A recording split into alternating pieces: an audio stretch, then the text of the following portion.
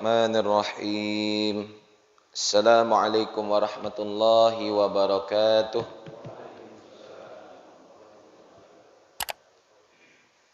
Alhamdulillahi wa kafa.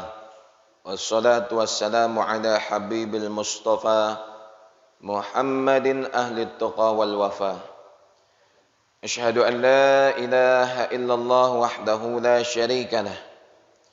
Wa asyhadu anna Muhammadan abduhu wa rasuluhu la nabiyya ba'dah. Subhanaka la ilma lana illa ma 'allamtana innaka antal alimul hakim. Rabbi shrah li sadri wa yassir li amri wahlul 'uqdatam min lisani yafqahu qawli amma ba'd. Nawaina at-ta'allum wa ta'lim wa tadhakkur wa tadhkir wa naf'a wal intifa' wal ifadah wal istifadah wal hatta ala tamassuk bi kitabillah wa sunnati rasulillah sallallahu alaihi wasallam wa du'a bil khair ibtigha'a wajhillah wa mardatihi wa thawabihi. Ikhwani rahimakumullah, jamaah yang mulia, alhamdulillah bersyukur kepada Allah pada hari Ahad subuh ini Allah subhanahu wa ta'ala masih memberikan kita nikmatnya berupa nikmat yang terbesar Allah ta'ala bagi kepada kita, yaitu nikmat iman, Islam, nikmat sehat, sehingga kita sama-sama bisa berkumpul di rumah Allah ta'ala dalam rangka mencari ridha Allah ta'ala dengan ikhtiar menuntut ilmu. Maka mensyukuri nikmat Allah akan kita gunakan untuk sama-sama mencari ridha Allah subhanahu wa ta'ala dengan cara banyak taat kepada Allah, sepanjang umur digunakan untuk kebaikan dan tidak bermaksiat kepada Allah subhanahu wa ta'ala. Karena ulama menjelaskan bahwasannya taat kepada Allah subhanahu wa ta'ala itu secara zahir dan batin. Zahir fisik manusia taat kepada Allah dengan menjalankan perintah-perintah Allah. Dia bergerak, ruku', i'tidal, sujud, melaksanakan sholat. Lisannya bergerak untuk berzikir kepada Allah. Matanya melihat Al-Quran, membaca firman Allah Ta'ala. Dan bagaimana juga kita bisa taat kepada Allah secara batin, yakni hati kita juga ikut untuk taat, tidak bermaksiat kepada Allah subhanahu wa ta'ala dengan mensyirikkan Allah, kemudian berbuat riya, hasad, iri hati, dengki, dan penyakit hati lainnya. Sehingga kalau kita betul-betul maksimal taat kepada Allah, Allah subhanahu wa ta'ala akan ajarkan ilmu. Karena ketaatan itu termasuk dari takwa. Dan Allah ta'ala berfirman, ittaqullah wa yu'allimukumullah. Bertakwalah kepada Allah, niscaya Allah Ta'ala akan mengajarkan kalian ilmu. Fa insyaallah kesempatan ini kita akan melanjutkan kajian kitab Tadhkiratus Sami' wal Mutakallim fi Adabil Alim wal Muta'allim, yang membahas tentang peringatan bagi orang-orang yang mendengar dan orang-orang yang berbicara. Adabnya seorang pengajar atau seorang guru atau seorang ustadz, dan adabnya seorang murid, yaitu kita semua. Dilanjutkan dari firman Allah subhanahu wa ta'ala di dalam surat Al-Fatir 28. Qala al-musannif al-imam Ibnu Badruddin Jamaah rahimahullahu ta'ala wa nafa'ana bihi wa bi'ulumihi fid dharaini amin. Qala Allah ta'ala innama yakhshallaha min ibadihi al-ulama. Sesungguhnya yang takut kepada Allah subhanahu wa ta'ala adalah dari kalangannya para hamba-hambanya, yakni alim ulama. Makna ayat ini menunjukkan bahwa sesungguhnya ulama, mereka adalah orang yang paling takut kepada Allah. Kenapa ulama yang paling takut kepada Allah? Karena wa innama kanu ahlu khasyatin li anna qulubahum tajtami'u ala khaufin maqrunin bil ilm. Karena sebab takutnya ulama kepada Allah Subhanahu wa taala itu berdasarkan hati-hati mereka yang terpaut kepada Allah. Dan takutnya ulama tersebut bukan hanya sekedar takut, tetapi didasari oleh ilmu. Sehingga orang yang berilmu ketika takut kepada Allah Ta'ala melebihi kepada takutnya orang yang tidak berilmu. Dan sesungguhnya takut itu adalah sebuah ibadah. Dari ibadah-ibadah di mana Allah Ta'ala perintahkan hambanya untuk menyembah Allah dengan khasyah ataupun rasa takut. Maka di antara makna daripada takwa, ittaqullah, selain itu artinya hakiki takwa, maka artinya juga takut kepada Allah Subhanahu wa taala. Dan sesungguhnya rasa takut itu adalah satu hal yang khusus yang tidak Allah Ta'ala berikan kepada selain hamba-hambanya yang terpilih. Wala yakunu hada illa lil ulama. Dan rasa takut itu tidak akan ada pada diri seseorang kecuali dia adalah seorang alim, seorang yang mempunyai ilmu. Oleh sebab itu Allah Subhanahu wa taala mengkhususkan rasa takut kepada mereka ahli ilmu ataupun ulama. Jadi ulama ini tidak mencangkup kepada ulama yang hari ini kita fahami saja, tetapi kita semua yang sedang menuntut ilmu, santri juga dikatakan ulama, pelajar juga dikatakan ulama, orang yang hadir ke majelis ilmu, majelis zikir, cangkupan luasnya juga dikatakan ulama, orang yang mempelajari ilmu agama juga termasuk dari kalangan ulama, artinya orang yang mengetahui hukum syariat. Nah, tidak semua orang yang beribadah bisa menghadirkan khauf, rasa takut kepada Allah.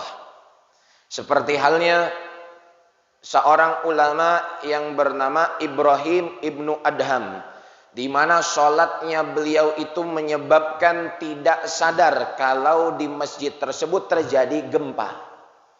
Suatu ketika Ibrahim ibnu Adham mengimami sholat, maka jamaahnya ramai. Tapi setelah sholat, setelah dia melakukan salam, dia lihat ke belakang. Biasa imam setelah sholat itu balik badan ke samping ataupun ke belakang. Maka dia lihat tidak ada satu orang pun jamaah yang menjadi makmum. Lantas dia heran, kemana jamaah yang sebanyak ini? Maka terdengarlah dari luar masjid suara bising. Akhirnya dia keluar masjid, dia mendapati jamaah sedang berkumpul berkerumun di depan masjid. Tapi pada saat itu tidak ada wabah Covid. Sehingga dia bertanya, wahai jamaah, kenapa kalian di depan masjid? Bukankah kalian bermakmum di belakang saya? Maka ada satu orang dari jamaah berkata, wahai Ibrahim, wahai Syekh, apakah engkau tidak merasakan tadi ketika kami sedang melaksanakan sholat terjadinya gempa? Di mana tiang-tiang masjid bergetar. Kemudian atap-atap masjid mulai berjatuhan. Maka kami membatalkan sholat kami karena takut masjid ini akan runtuh. Kata Ibrahim, saya tidak merasakan apapun. Karena apa? Menghadirkan khasyah, rasa takutnya di dalam ibadah kepada Allah Jalla wa'ala. Walaupun zahirnya kita di masjid, zahirnya kita mencari nafkah, zahirnya kita membuka usaha ataupun membuka toko, tapi kalau itu kita niatkan dengan ibadah disertakan dengan takut kepada Allah, maka kita tidak akan di dalam ibadah tersebut bermaksiat kepada Allah Jalla wa'ala. Jadi jangankan kita untuk bermaksiat, memikirkan selain Allah juga kita akan takut. Maka ada ulama di Pakistan mengatakan, kalau kita ingin mengetahui siapa Rabb kita, siapa yang kita agungkan di dalam ibadah kita, maka ceklah di dalam ibadah. Jadi kalau lagi sholat yang terpikir maaf-maaf tokohnya, mungkin selama ini dia tidak mengagungkan Allah, melainkan membesarkan tokohnya. Sampai itu juga dibawa masuk ke dalam sholat. Ada orang yang ketika dia berzikir, tetapi dia memikirkan selain Allah. Mungkin apa yang dia pikirkan itu adalah hal yang dia takuti. Kalau saya tidak dapat uang, saya tidak makan. Akhirnya takut. Bagaimana hari-hari dia berpikir untuk mendapatkan uang. Sehingga itu juga terbawa di dalam ibadah. Wa kaunuhum ahla khasyatillah subhanahu wa ta'ala yastahiqqunal jaza al-warid fi suratil bayyinah. Maka orang yang takut kepada Allah, mereka mendapatkan hak di dalam surat Al-Bayyinah sebagaimana yang difirmankan Allah Ta'ala, ulaika hum khairul bariyah innal ladina amanu wa amilus solihat, orang-orang yang beriman beramal soleh, ulaika hum khairul bariyah, mereka adalah sebaik-baiknya makhluk. Maka ulama termasuk khairul bariyah. Kenapa? Karena mereka yang paling baik dari makhluknya Allah Subhanahu wa ta'ala. Ibnu Qayyim rahimahullah menjelaskan ayat Al-Quran ini dengan beberapa penjelasan, di antaranya bahwasannya keutamaan ilmu yang Allah Ta'ala jelaskan di dalam Al-Quran. Kemudian Allah Subhanahu wa ta'ala juga jelaskan melalui lisan Nabi Muhammad SAW. Sudah kita bahas pada pertemuan sebelumnya, paling tidak ada sekitar 7 ayat di dalam kitab Tadhkiratus Sami ini menjelaskan tentang keutamaan ilmu, ahli ilmu dan ulama. Selanjutnya dari hadis Nabi SAW, Rasulullah SAW diriwayatkan ketika disebutkan, diceritakan kepada Nabi SAW 2 orang atau 2 laki-laki. Yang pertama adalah abid, seorang ahli ibadah. Yang kedua adalah alim, seorang ahli ilmu. Maka Nabi SAW bersabda, fadlul alimi 'alal abidi kafadli 'ala adnakum. Keutamaan seorang alim ke atas seorang ahli ibadah seperti keutamaanku kepada sahabat yang paling terendah. Ini hadisnya diriwayatkan oleh Imam At-Tirmizi dalam kitab Tuhfatul Ahwazi Syarah Jami' At-Tirmizi, hadis nomor 2685. Hadisnya hasanun gharibun sahihun. Hadis ini kita tidak menemukan istilahnya selain di dalam kitab Sunan Tirmizi atau hadis yang diriwayatkan oleh Al-Imam Abu Isa Muhammad ibni Saurah At-Tirmizi. Kalau di kitab hadis-hadis yang lain, kita melihat ada hadis yang derajatnya sahih, ataupun yang derajatnya hasan, ataupun yang derajatnya dhaif. Tetapi ini digabungkan derajat hadis hasan, gharib, sahih. Hadis gharib adalah hadis yang diriwayatkan oleh 1 orang. Kalau hadis yang diriwayatkan 2 orang namanya hadis aziz. Hadis yang diriwayatkan lebih dari 3 orang namanya hadis masyhur, dan seterusnya sampai kepada tingkatan mutawatir. Taib, hadis hasan sahih, sebagian predikat hadis Imam Tirmizi mencantumkan hasan dan sahih. Kenapa bisa hasan kok juga sahih? Maka di antaranya ulama menjelaskan di sini ada 3 pendapat. Yang pertama, Al-Imam Tirmizi ragu tentang status derajat hadis ini. Apakah hadis ini hasan atau sahih? Karena Imam At-Tirmizi hanya mempunyai dari 1 jalur periwayatan hadis. Ragunya Imam At-Tirmizi kepada rawi hadis tersebut, maka dibuatlah derajat hadisnya berdasarkan ijtihad Imam At-Tirmizi dalam periwayatan hadis menjadi hasan sahih. Tapi kebanyakan hadis hasan sahih yang diragukan oleh Imam At-Tirmizi berada di dalam Sahih Bukhari dan Muslim, alias kalau kita urutkan, kita telisik dari segi periwayatan setiap rijal, orang-orang yang meriwayatkan hadis, maka akan kita dapati di dalam Sahih Bukhari dan Muslim. Jadi kebanyakan kalau disebut hasan sahih, hadisnya sahih dari segi derajat sanadnya. Yang kedua, hadis hasan sahih ini goribnya kita hilangkan, tadi sudah dibahas. Hadis hasan sahih ini karena sebab Imam At-Tirmizi mempunyai jalur periwayatan bukan hanya satu tetapi beberapa. Ada rawi-rawi yang hasan, ada rawi-rawi yang sahih. Sehingga dimasukkanlah predikat hasan sahih. Maka hadis sahih itu adalah definisinya, syaratnya adalah ittisalus sanad, sanadnya bersambung. Yang kedua adalatur rawi, yang meriwayatkan hadis itu adil, bertakwa. Jadi kalau orang minum berdiri nggak bisa meriwayatkan hadis karena turun dari derajat sahih. Apalagi yang minum tangan kiri, dilihat nggak bisa meriwayatkan hadis sahih. Karena yang hadis sahih ini paling takwa. Jangankan yang wajib dan yang sunnah, adab saja dia junjung tinggi. Kemudian tamamud dhabti, orang yang meriwayatkan hadis sahih atau perawinya hadis sahih mesti hafalannya itu 99%. Kapanpun, dimanapun, dalam keadaan apapun, ketika ditanya hadis dia langsung sebutkan. Tapi kalau ditanya hadis, ini nggak masuk periwayatan hadis sahih. Kemudian khulu minasyujuz, hadisnya tidak menyelisihi hadis yang lebih siqah. Kemudian khulu minal illah, hadisnya tidak ada cacat ataupun penyakit. Kalau ngebahas hadis nanti kita keluar dari kitab Tazkiratus Sami.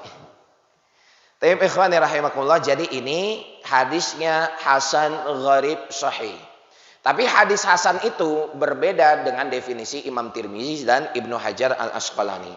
Kembali kepada keutamaannya, Nabi SAW bersabda, keutamaan seorang alim, yang dinamakan alim adalah al-alimu bi'ulumi syariah, faham ilmu syariat, kamilun fil ilmi, dia sempurna di dalam ilmu. Keutamaan seorang alim dibandingkan seorang ahli ibadah. Ahli ibadah di sini juga dia punya ilmu, tapi dia hanya mengetahui ilmu yang wajib untuk ibadahnya. Ya kalau sholat dia hanya tahu ilmunya biasa. Kalau wudhu juga demikian. Kalau untuk berzakat, pokoknya ilmu-ilmu yang wajib dia mengetahui dengan kadar standar. Yang bisa dia gunakan ilmu tersebut untuk menunaikan kewajiban kepada Allah. Nah, dibandingkan dua orang ini, mana yang lebih utama? Seorang alim atau seorang ahli ibadah?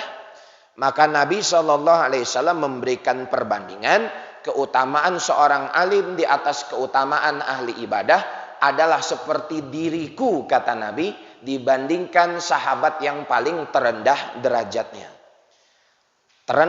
Terendahnya sahabat itu lebih baik dibandingkan seluruh tabi'in. Dan ini menunjukkan keutamaan, betapa besarnya keutamaan ahli ilmu, sehingga Nabi Muhammad SAW membandingkan seperti perumpamaan dirinya dari kalangan sahabat yang terendah. Catatan, setiap sahabat Nabi itu mereka adalah ahli takwa dan ahli ilmu. Walaupun tidak setiap sahabat Nabi mereka menjadi ulama, tapi semuanya masih kategorinya sebagai ahli ilmu dan ahli takwa. Dan tidak ada martabat yang lebih tinggi dibandingkan martabatnya ahli ilmu. Jadi kalau Allah Ta'ala di dunia ini ada kekasih dari makhluk-makhluknya, maka kekasih Allah itu mesti ahli ilmu. Dan bukan hanya derajatnya seperti derajatnya Nabi SAW. Dalam hadis yang selanjutnya yang diriwayatkan oleh Abu Darda radhiyallahu ta'ala anhu dengan sanad yang masyhur. Man salaka tariqan yatlubu fihi ilma sulika bihi tariqun min turuqil jannah wa innal malaikata la tad'u ajnihataha li talibil ilmi ila akhiril hadis. Barang siapa yang menempuh satu jalan untuk menuntut ilmu, maka dia akan dimudahkan jalannya untuk kepada jalan-jalan surga. Dan sesungguhnya malaikat itu membentangkan sayapnya bagi ahli ilmu. Di sini maknanya yang pertama dari hadis yang dijelaskan, tidak ada satu hal yang menyibukkan malaikat dan makhluk Allah Ta'ala lainnya untuk beristighfar, memohon ampun. Yang kedua, berdoa dengan doa yang kebaik. Jadi doa itu ada dua, ada doa keburukan, ada doa kebaikan. Maka malaikat berdoa yang baik, malaikat beristighfar untuk orang yang menuntut ilmu. Sampai di dalam riwayat hadis yang lain, hattal hut fil bahri. Ikan-ikan, makhluk-makhluk yang ada di laut itu berdoa bagi orang yang menuntut ilmu. Jadi kita hari ini ba'da subuh sampai menjelang akhir dari pengajian didoakan oleh seluruh ikan. Lantas ada yang bertanya, berarti ikan tuh nggak boleh kita makan? Ya nggak gitu juga. Kemudian ada pertanyaan lagi, kenapa kok kita boleh makan ikan? Kan kasihan, mereka itu mendoakan kita ketika kita dalam majelis ilmu. Ini pertanyaan seorang santri kepada santri lainnya. Santri lainnya menjawab, ikan-ikan yang kita makan itu ikan-ikan yang tidak mendoakan kita. Jadi itu ikan-ikan yang lalai. Sehingga Allah pilih kepada kita untuk kita makan. Apes ikannya Pak, akhirnya kita makan.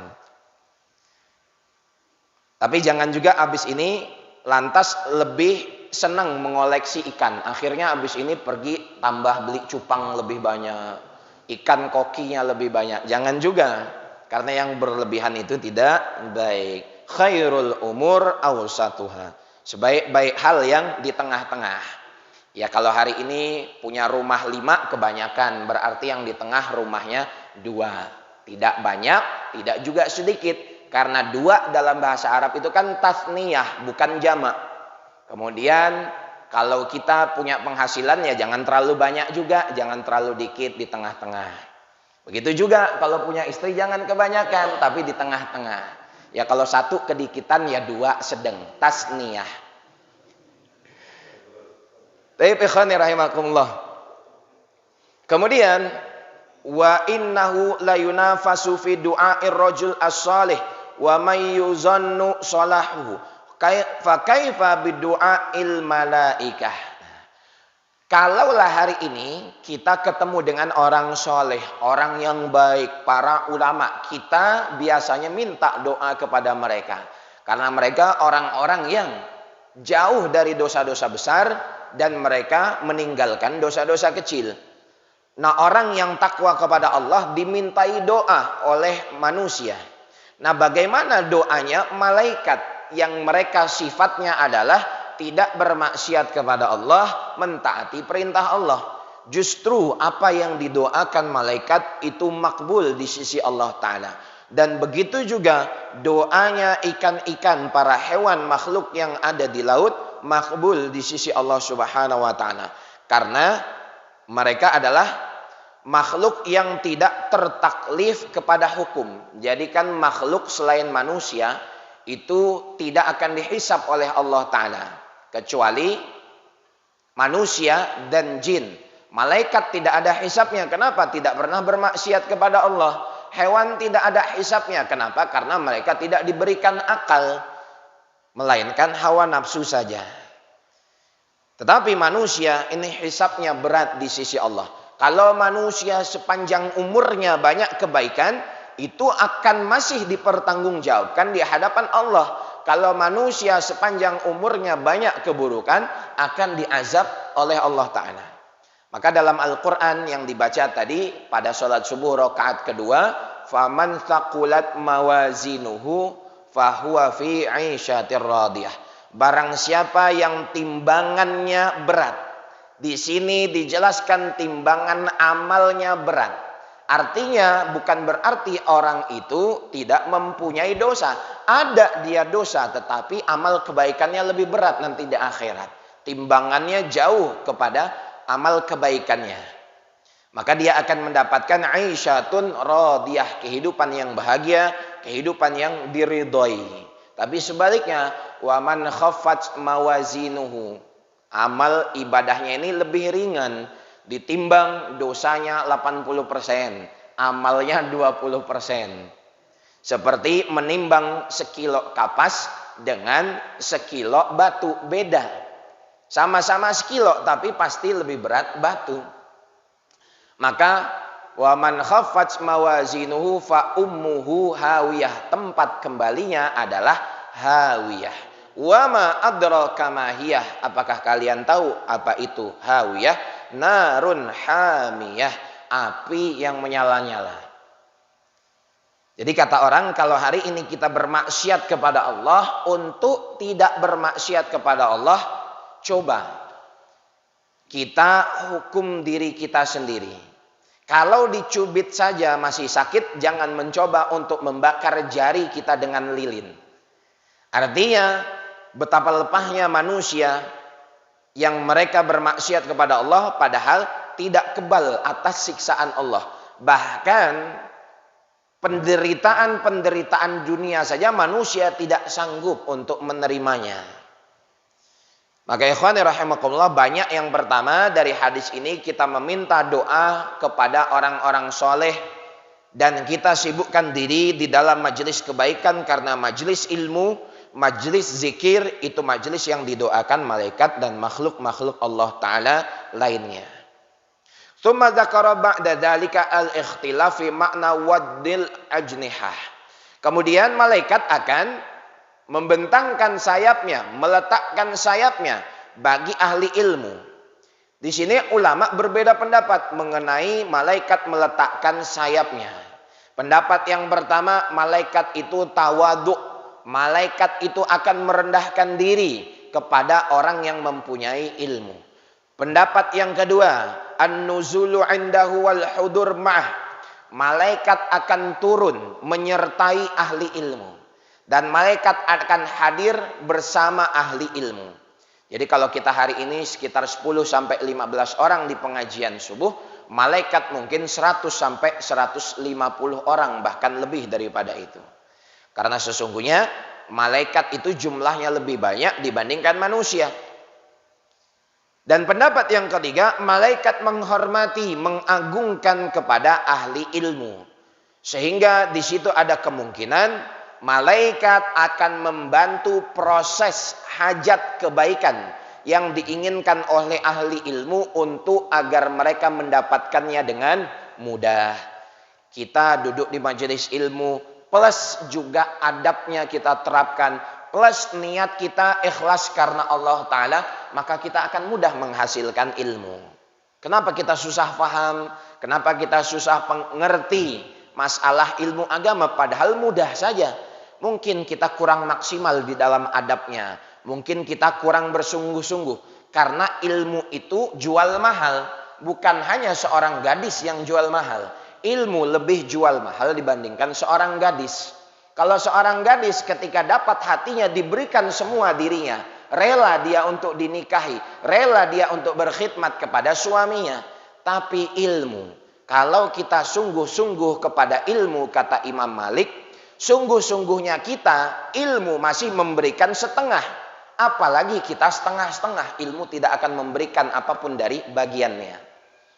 Jadi orang yang sungguh-sungguh kepada ilmu seperti Imam Malik, Imam Syafi'i, Imam Hanafi, Imam Hambali, Imam Bukhari, Imam Tirmizi, Imam Muslim dan lain sebagainya, mereka adalah orang yang paling sungguh-sungguh di dalam ilmu.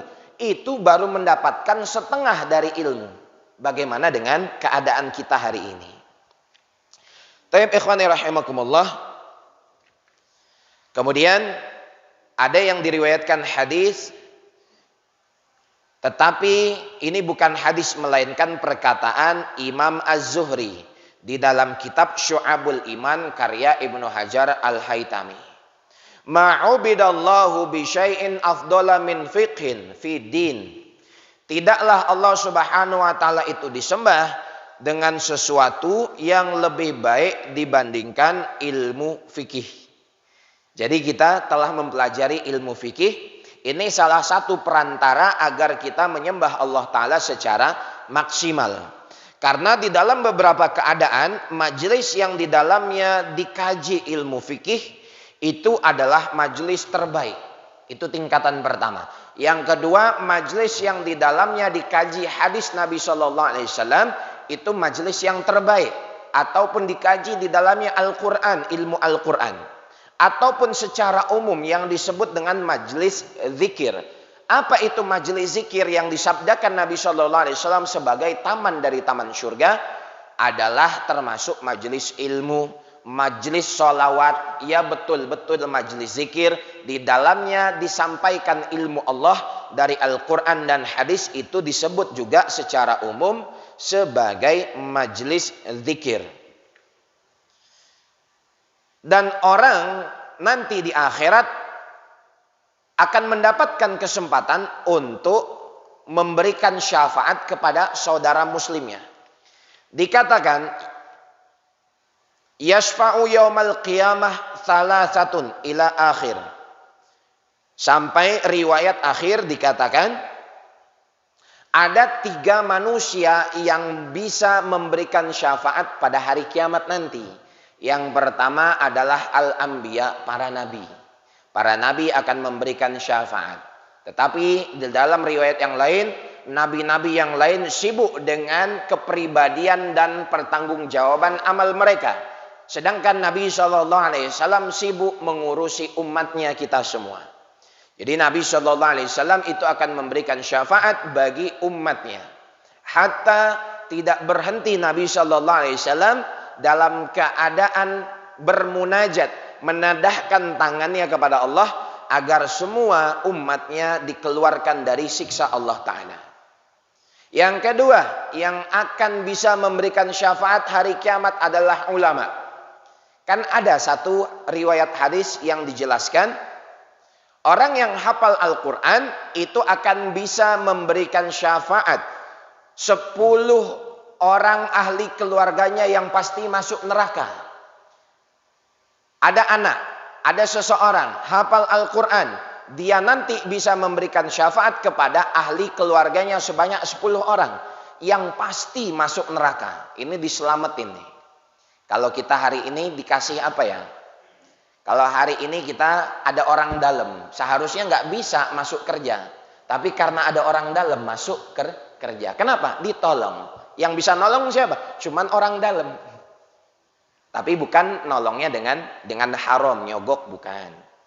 Kita tidak nyogok untuk masuk akhirat, tetapi kita akan meminta syafaatnya para ulama. Dan yang ketiga, orang soleh. Mereka akan memberikan syafaat. Nah, di sini cangkupannya semua adalah orang yang takwa kepada Allah. Mereka termasuk ulama, para anbiya, para orang soleh. Orang mukmin yang hakiki termasuk mereka juga. Ini semua akan bisa memberikan syafaat bagi saudara muslimnya. Kalau penghafal Al-Quran berhak memberikan syafaat 10, maka para ulama berhak memberikan syafaat sebanyak-banyaknya. Jadi derajatnya ulama lebih dibandingkan orang yang hafal Al-Quran saja. Oleh sebab itu di dalam mazhab Syafi'i, ketika dibandingkan mana imam yang terbaik, yang pertama imamnya seorang alim tapi tidak hafal Al-Quran. Yang kedua imamnya hafal 30 juz tapi bukan orang alim. Maka yang lebih baik adalah imam yang alim walaupun tidak hafal Al-Quran.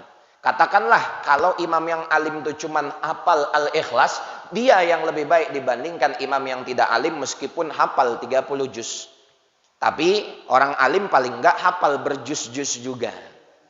Tapi bukan jus mangga, jus jambu, jus kurma, bukan.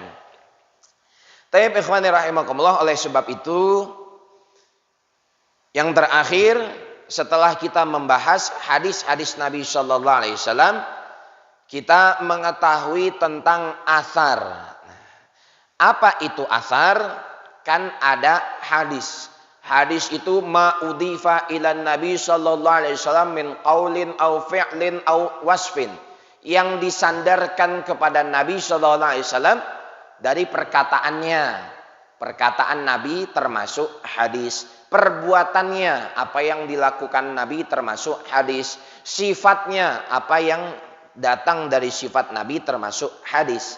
Kalau athar itu apa? Ma'udifa ila sahabi awit tabi'in, yang disandarkan kepada sahabat ataupun tabi'in. Jadi kalau yang dikatakan misalnya qala Umar bin Khattab radhiyallahu anhu berkata, itu bisa kita golongkan kepada athar. Ataupun qala Hasan al-Basri berkata, seorang tabi'in, itu juga bisa digolongkan kepada athar. Ataupun kalau hadis yang disandarkan kepada sahabat itu disebut sebagai hadis mauquf. Dan hadis yang disandarkan kepada tabi'in itu disebut dengan hadis maqtu'. Jadi banyak sekali hadis itu puluhan jenisnya. Maka kalau kita mengkaji hanya beberapa saja, kita tidak akan bisa mengetahui jenis-jenis hadis yang begitu banyak. Sehingga ketika baca kitab terjemah hadis, ada hadis mauquf. Apa mauquf ini ya? Kemudian apa marfu ini? Apa mursal? Apa mu'dal? Dan lain sebagainya. Maka penting juga di dalam beberapa keadaan kita mempelajari ilmu hadis, bukan hadisnya saja. Kitab hadis yang dipelajari tinggi, tapi ilmu hadisnya tidak tahu. Sehingga setelah belajar hadis, bingung kepada hadis yang dijelaskan. Nah, athar yang datang dari para sahabat diantaranya, ikhwani rahimakumullah, sahabat Ali radhiyallahu anhu berkata, kafa bil ilmi syarafan ayyadda'iya man la yuhsinu wa yafraha idza nusiba ilaihi wa kafa bil jahli dhamman ad yatabarra'a minhu man huwa fih. Cukuplah bagi ilmu kemuliaan di mana yang tidak menguasai ilmu mengakuinya, dan berbahagialah orang yang dinisbatkan kepada ilmu. Jadi kita dinisbatkan kepada ilmu, kita sedang proses menuntut ilmu. Seharusnya kita menjadi orang yang paling bahagia. Kenapa? Karena kita diberikan kemuliaan oleh Allah Ta'ala. Dan cukuplah bagi manusia kebodohan sebagai kehinaan. Maka berlepas diri dari orang bodoh yang tidak mau dibilang bodoh.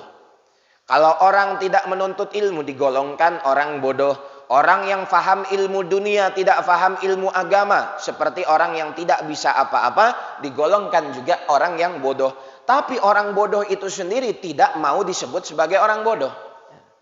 Karena kebodohan adalah kebodohan sebagai kehinaan. Bahkan orang yang bodoh juga tidak mau disebut dengan bodoh. Tapi pada dasarnya tidak ada orang bodoh, yang ada orang yang tidak rajin, dan orang yang rajin itulah yang tidak rajin menyebabkan dirinya menjadi bodoh. Maka pada hari ini ikhwani rahimakumullah, kecelakaan manusia dari pengetahuannya adalah bukan ketika dia tidak tahu masalah keduniaan.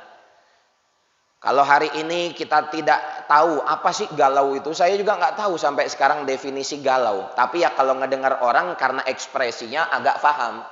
Tapi nggak tahu arti sebenarnya apa itu galau, ya nggak ada masalah, nggak rugi.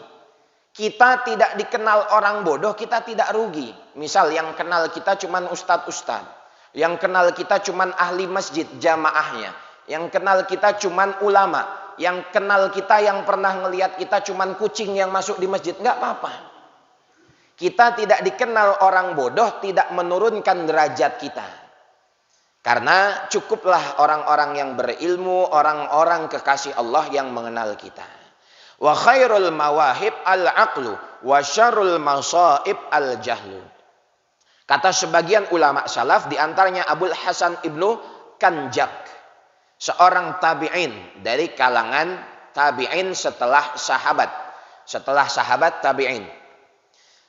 Khairul mawahib al-aqlu, sebaik-baik anugerah adalah akal, dan seburuk-buruk musibah adalah kebodohan.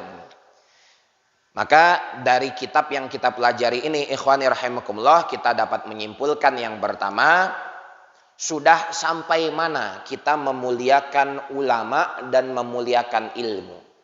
Memuliakan ilmu dapat kita terapkan, dapat kita lihat pada majelis-majelis ilmu yang kita hadiri.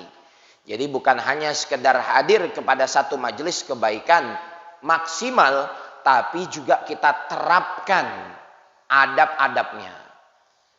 Ada seorang ulama asal Indonesia, seorang ulama besar. Beliau itu sudah menghabiskan belasan bahkan puluhan tahun belajar di Mekah, kemudian belajar di Mesir. Bahkan beliau juga sempat ngajar di Mesir. Namanya Syekh Nuruddin Marbu Al-Banjari.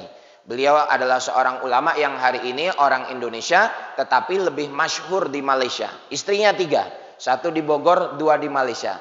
Jadi 10 hari di Bogor, 20 hari di Malaysia. Enggak apa-apa, Pak. Di Malaysia pesantrennya besar, luar biasa. Nah, beliau itu orang yang amat sangat menjunjung tinggi ilmu. Bahkan kalau di dalam satu majelis, beliau itu mampu untuk duduk iftiros selama berjam-jam. Duduk seperti tahiyat awal itu. Beliau mampu duduk 3 jam, 4 jam, 5 jam sampai majelis ilmu selesai. Nah, itu di antara adab kita di dalam ilmu. Bahkan di pondok-pondok Jawa Tengah itu, kalau kita melihat jam itu tidak termasuk adab di dalam majelis ilmu. Lihat jam. Kan kalau santri-santri nggak pakai jam, tapi dia lihat, udah jam 5.50 kok belum selesai juga. Itu sudah keluar dari adab majelis ilmu. Pemain bola saja mereka serius. Sehingga coba bapak-bapak lihat, ada nggak pemain bola yang pakai jam tangan? Nggak ada. Bahkan nggak boleh. Karena mereka harus fokus di dalam 45 menit kali 2 untuk bertanding mengalahkan lawan. Nah, apalagi kita di majelis ilmu harus fokus dengan adab-adab yang seharusnya kita terapkan. Wallahu ta'ala a'lam bishawab. Itulah yang bisa saya sampaikan pada kesempatan kali ini kepada jamaah. Sudah 45 menit penyampaian saya, kurang lebih. Mudah-mudahan bermanfaat. Sebelum kita tutup, maka ada pertanyaan dari jamaah, dipersilahkan.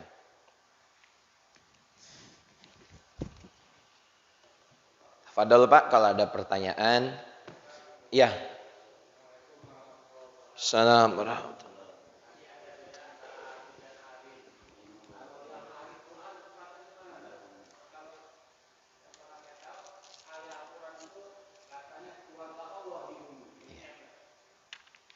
Ahlul Quran akhlullahi wa khasatuhu. Ahli Al-Quran adalah saking mulianya mereka, derajatnya diumpamakan sebagai keluarganya Allah dan orang-orang khusus di sisi Allah. Maka kemuliaannya sebetulnya sama-sama mulia, tetapi tetap lebih mulia ulama.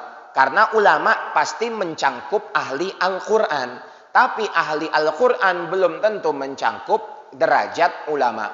Ulama dia ahli Al-Quran, paham ilmu tafsir, paham ilmu bayan, paham asbabun nuzul, paham nasyih wa mansukh dan lain sebagainya. Termasuk ahli Al-Quran, bukan hanya sekedar hafal Al-Quran saja.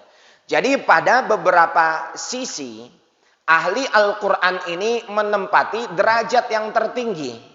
Bahkan orang yang pandai membaca Al-Quran bersama para malaikat. Sedangkan di hadis ini tidak dicantumkan ulama, yaitu ahli Al-Quran. Jadi ahli Al-Quran pada beberapa keadaan mencapai derajat mulia yang tinggi. Tapi dalam keadaan yang lain juga ulama mencapai derajat yang tinggi. Contoh tadi di dalam mazhab Syafi'i yang didahulukan adalah ulama. Tapi dalam mazhab Hanafi yang didahulukan hafiz Al-Quran yang menghafal Al-Quran dibandingkan ulama untuk menjadi imam tapi dia tidak hafal Al-Quran. Ada derajat masing-masing. Dan ini kembali lagi kepada ijtihad. Pendapatnya ulama, jelas pendapat ulama berbeda-beda. Wallahu a'lam. Jadi harus seperti apa kita? Jadikan diri kita keduanya. Ulama juga, ahli Al-Quran juga. Maka kalau anak kita hari ini masih umurnya belia jamaah, misal anak kita tamat SD. Mana yang lebih didahulukan? Dia masuk pesantren langsung belajar kitab-kitab, ataukah menghafal Al-Quran dulu? Maka yang diutamakan menghafal Al-Quran dulu. Karena anak kita umurnya masih belia. Tapi ada orang sebagian seperti teman-teman saya. Setelah kuliah taubat, dapat hidayah. Masuk pesantren, nggak ngapal Al-Quran, langsung belajar kitab. Langsung masuk kepada hadis, ilmu nahu, ilmu sorob, bahasa Arab. Langsung mereka belajar fikih dan lain sebagainya. Kenapa? Umurnya sudah tua. Masuk pesantren umur 23. Kalau ngapal Quran lagi otaknya belum tentu mampu. Jadi langsung kepada tingkatan mempelajari ilmu yaitu menjadi ulama. Jadi ada beberapa keadaan yang memang ahli Al-Quran itu mulia. Dan ada beberapa keadaan yang memang ulama itu lebih mulia. Wallahu a'lam. Ada yang lain, Pak? Maka insya Allah nanti setelah kitab Tadhkiratus Sami ini, padahal kitab ini tidak sampai 150 halaman, tapi lama bener habisnya. Nah, nanti kita masuk kepada kitab At-Tibyan, yaitu kitab yang ditulis oleh Imam An-Nawawi. Ini juga tipis nih. Jadi kita mengkaji kitab yang tipis-tipis aja, nggak usah yang tebal-tebal. Kitab At-Tibyan ini ada sekitar 184 halaman yang berbicara hanya seputar Al-Quran dan adab Al-Quran, karya Imam An-Nawawi Ad-Dimashqi. Dan kitab adab yang lainnya, nanti kita akan terus belajar adab sampai kapan? Sampai kita wafat meninggal dunia. Ada yang lain Pak? Pertanyaannya silahkan.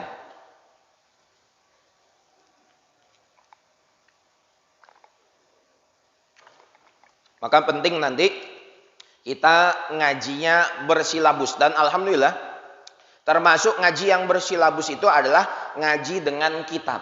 Kenapa? Karena ngajinya urut. Mulai dari bab per bab, dari pembahasan per pembahasan. Dan ini juga apa yang diajarkan oleh ulama-ulama terdahulu. Tematik ya boleh juga. Karena tematik ini untuk menyemangati kita. Tapi jangan kebanyakan juga tematik. Kenapa? Karena pembahasannya ngacak. Sehingga kita tidak ada target mana yang harus kita khatamkan. Tapi bukan berarti penjelasan saya ini tematik tidak baik. Bukan. Tematik baik. Kajian tematik itu bagus. Tapi juga kita tingkatkan setelah itu ada kajian kita yang kitab. Kan kemarin tuh saya lihat ada di Instagram. Ada daurah poligami. Coach siapa namanya itu. Umur 45 tahun. Istri 4, anak 25. Sukses bener. Cuman bayarnya mahal Pak, 350.000.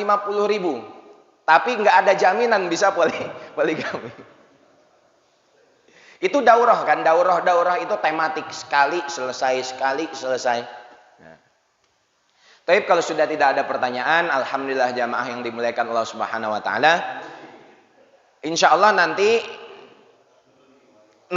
kita sudah mau masuk bulan suci Ramadan. Kurang lebih 3 atau 2 minggu lagi masuk kepada bulan Ramadan. Di mana kita mesti ingat-ingat, di dalam bulan suci Ramadan, amal-amal sunnah itu dihitung seperti amal yang wajib pahalanya. Dan amal-amal wajib dilipat gandakan menjadi 70 kali lipat minimal. Tapi Allah Ta'ala bisa lipat gandakan lebih dari itu sekehendak Allah.